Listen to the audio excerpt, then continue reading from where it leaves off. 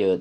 Nah, contoh sepele ya Koko, motongin sayuran Koko, motongin sayuran ya. Iya. Nyonya ngajarin cara motonginnya miring misalnya kayak gitu. Hari ini ya.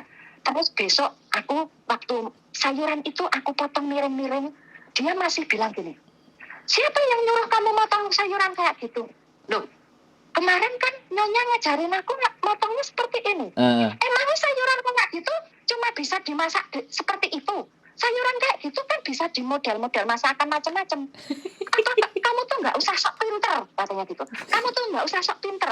Kamu tuh kalau mau mengerjakan apa-apa itu tanya dulu sama aku, katanya gitu. Oke. Lain waktu Koko, saat mau masak aku tanya, Nyonya, ini sayuran mau dimasak apa? Mau dipotong bagaimana? Jawabannya gimana Koko? Kamu kerja di sini sudah berapa lama? Kamu motongin sayuran kayak gitu nggak bisa. Apa harus tanya aku? Kalau aku nggak ada di sini, terus kamu nggak bisa kerja, kamu nggak makan, katanya gitu. Repot apa Koko? Iya, bahasain.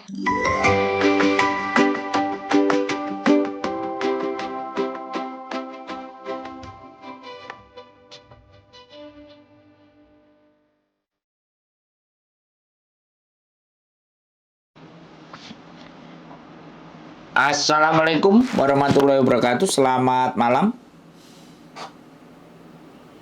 Loh, kok malah mati?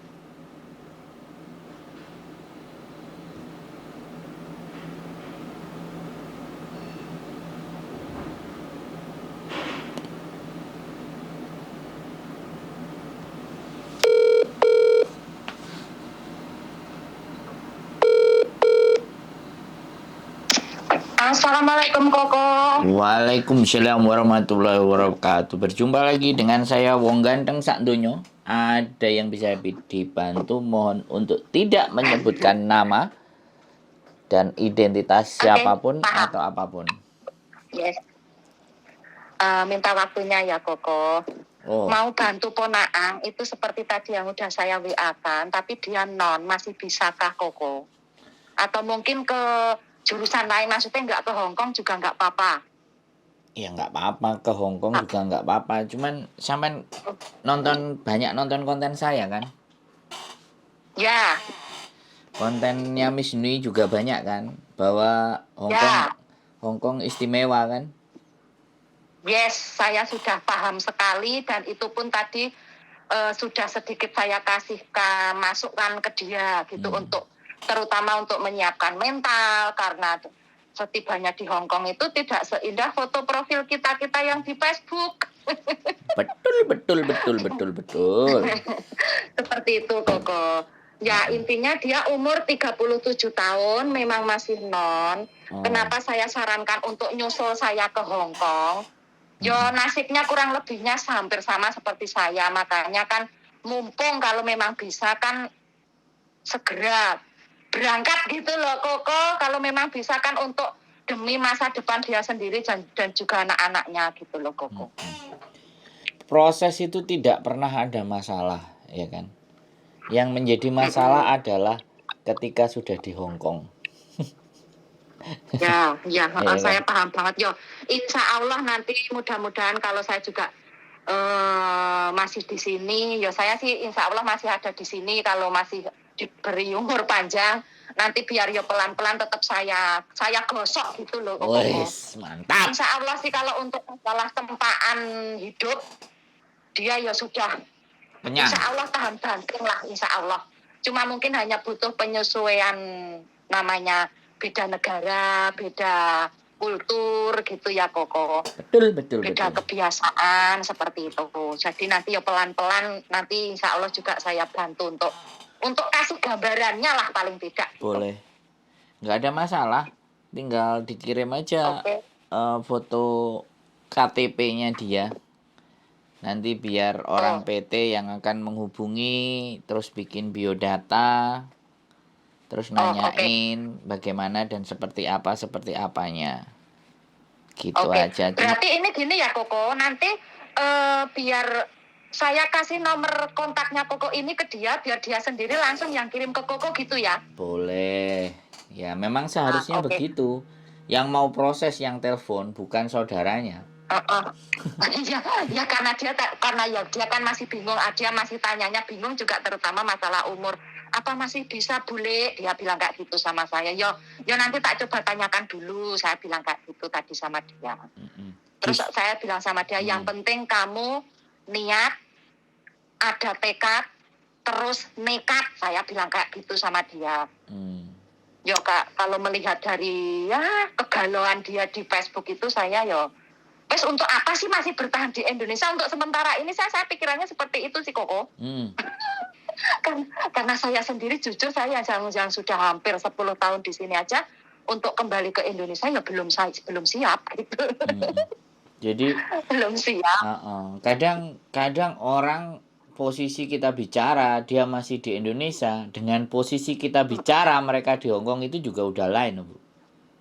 Jadi ini yang memang kita bikin konten ini tujuannya salah satunya adalah untuk mereka yang mau berangkat supaya melihat kenyataan gitu loh, dimana mereka dihimpit oleh potongan, ya kan, kemudian perlakuan majikan yang memang budayanya beda, adatnya beda, sifatnya beda, karakternya beda, teriak-teriak, kancong, marah-marah, semuanya pingin. Tadi saya sudah sedikit sampaikan itu Koko. Kamu harus siapkan diri. Suruh setiap nggak selain selain cerita itu kasih konten aja, kasih konten juga, suruh nonton persiapan. Jadi yang sampai nggak dikasih makan, ya kan, kerjaan sampai jam 12 malam. Nah, jadi penderitaan. Tanyakan dulu Koko. Kenapa? Untuk proses seperti itu karena dia agak kekhawatiran mungkin dari segi biaya.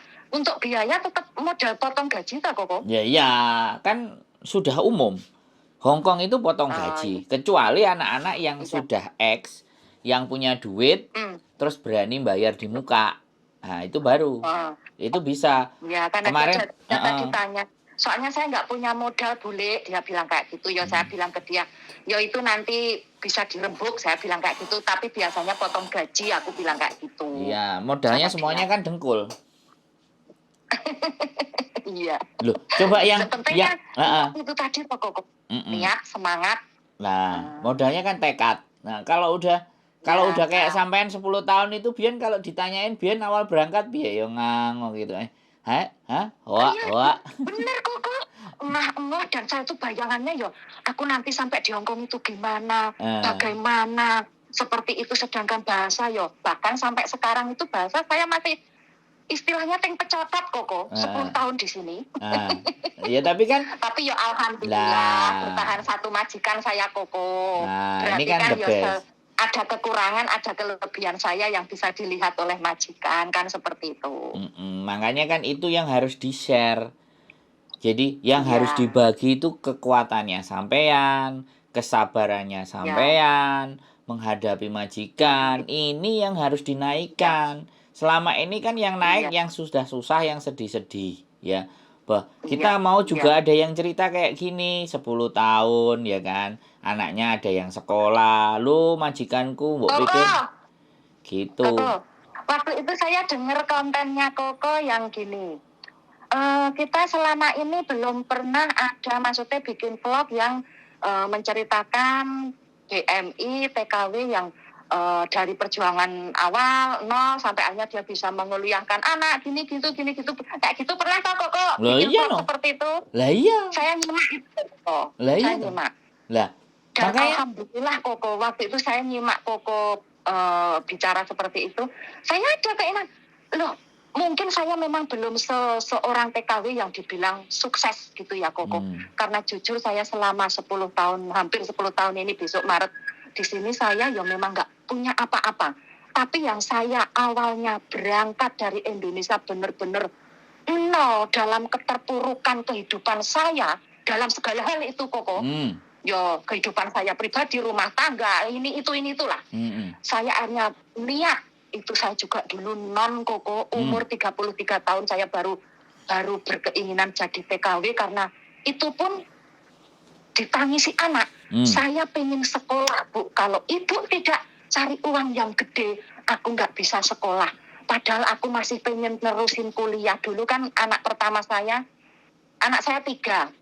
Yang pertama itu waktu saya tinggal ke sini baru kelas 1 SMA, Koko. Yang nomor 2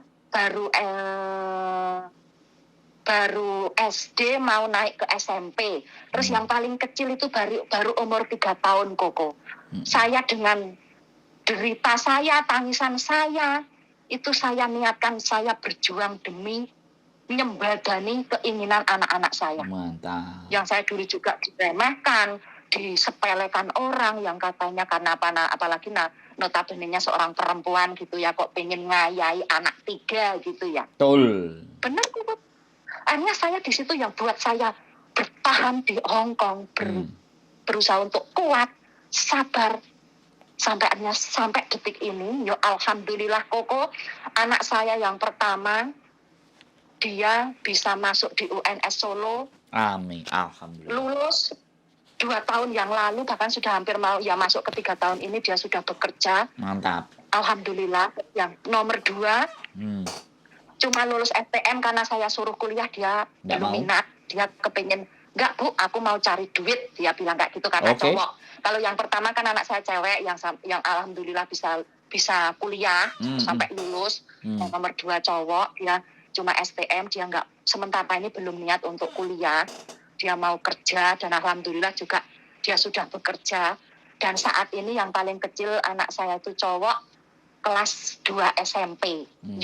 Saya masih bertahan di sini karena saya ingin menyelesaikan studi anak saya yang nomor 3.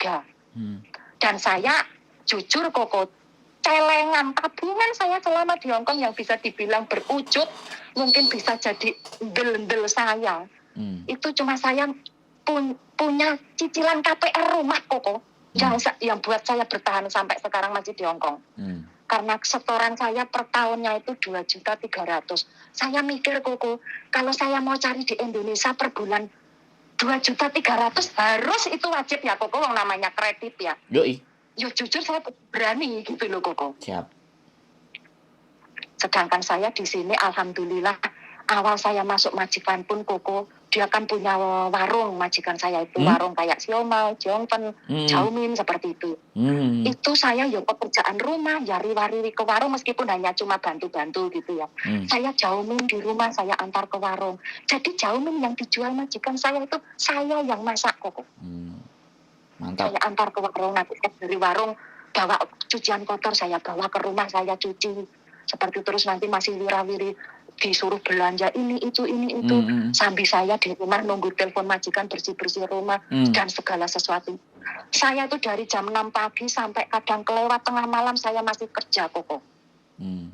Itu kurang lebih berjalan sekitar 4 tahunan, masuk 5 tahunan lah. Setelah itu majikan saya karena sudah sepuh, sudah tua, berhenti dari warungnya. Jualan. Ya saya hanya cuma pekerjaan rumah. Alhamdulillah mungkin disitulah saya sedikit dapat obat gitu ya, Koko. Perjuangan saya yang dari nol awal masuk majikan sini yang begitu sangat benar-benar overtime kayak gitu pekerjaannya ya.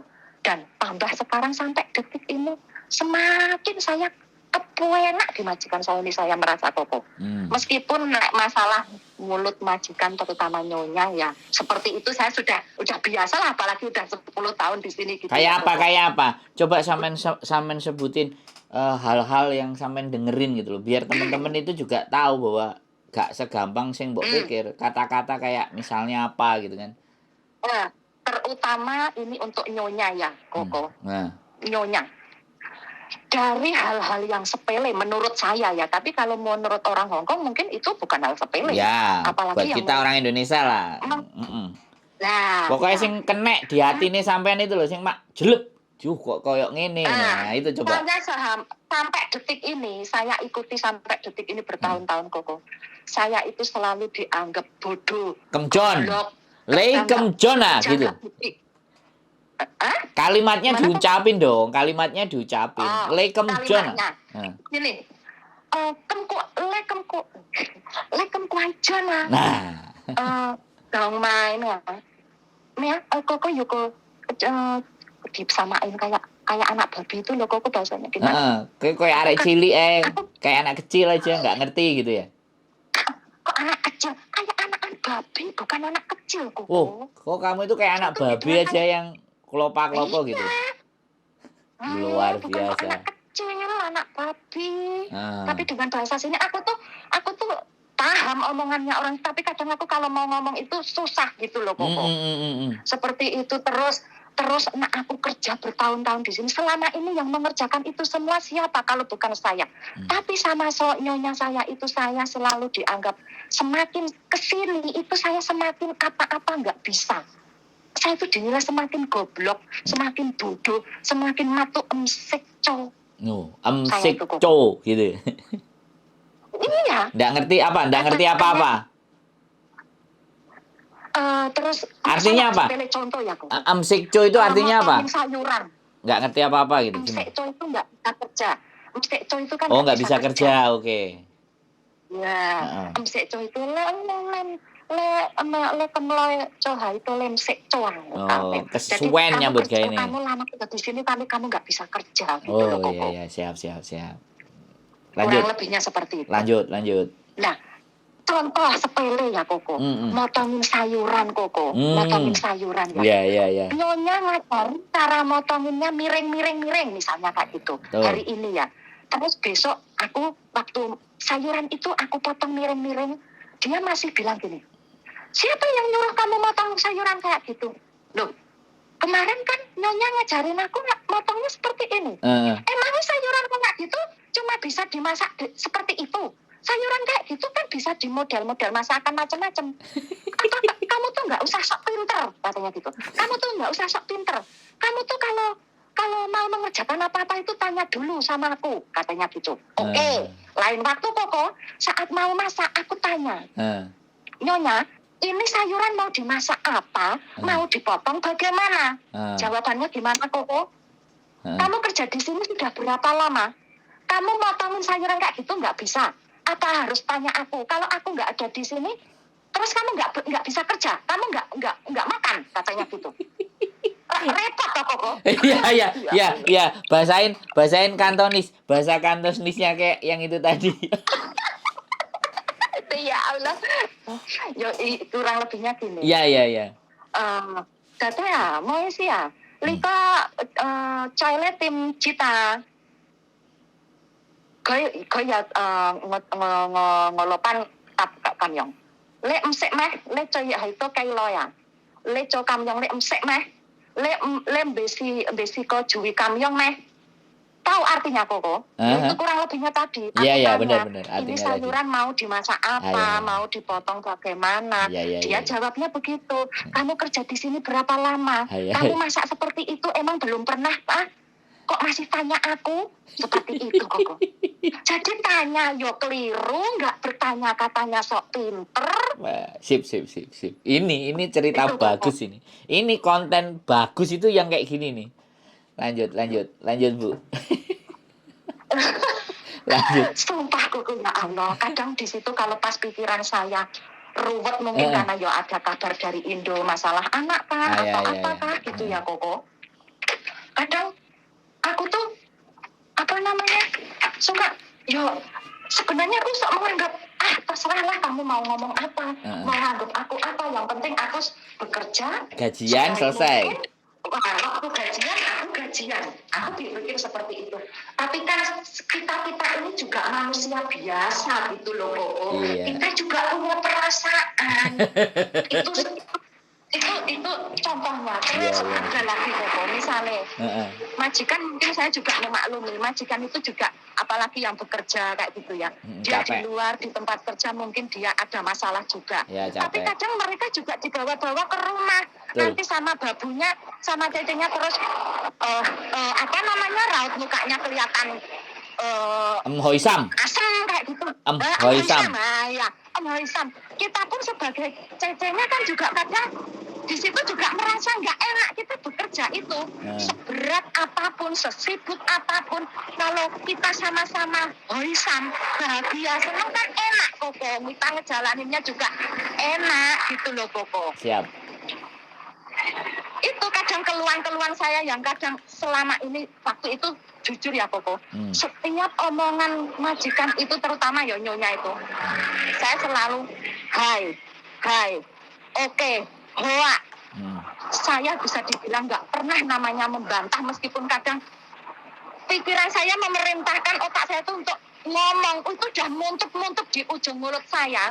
Tapi terus saya Tahan. berpikir, saya cooling down koko. Saya Saya tahan. masih butuh pekerjaan ini. Kalau saya terus ngomong, membantah, majikan saya nggak suka.